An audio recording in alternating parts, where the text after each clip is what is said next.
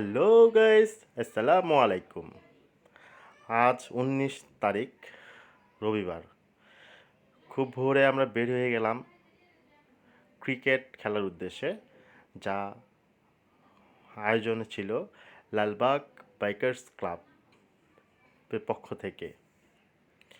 যেহেতু সকাল 7টা আমরা বের হয়ে গিয়েছি, ঘুম থেকে উঠতে খুব কষ্ট, তবে ক্রিকেট খেলা বলে কথা।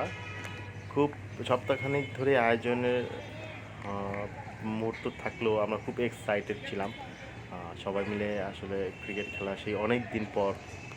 সো এটা আমাদের একটা প্রীতি ফ্রেন্ডশিপ ক্রিকেট ম্যাচ ছিল।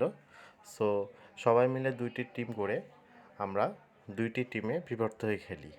খেলা শেষে চলে এলাম লালবাগ চোল রাস্তায় অবস্থিত কাচ্চি দাদা, তাদের উদ্বোধন এবং খাবারের মান টেস্ট করতে আমরা সবাই মিলে চলে গেলাম সকালে নাস্তা হিসাবে ভোজন করতে।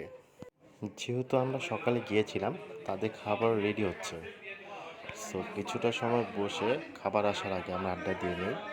এর মাঝে আরেকটা এর মাঝে চলে আসছে কেক, যেটা স্পন্সর ছিল ইমনের পক্ষ থেকে এবং তৈরি করেন ছোটো বোন সুমা।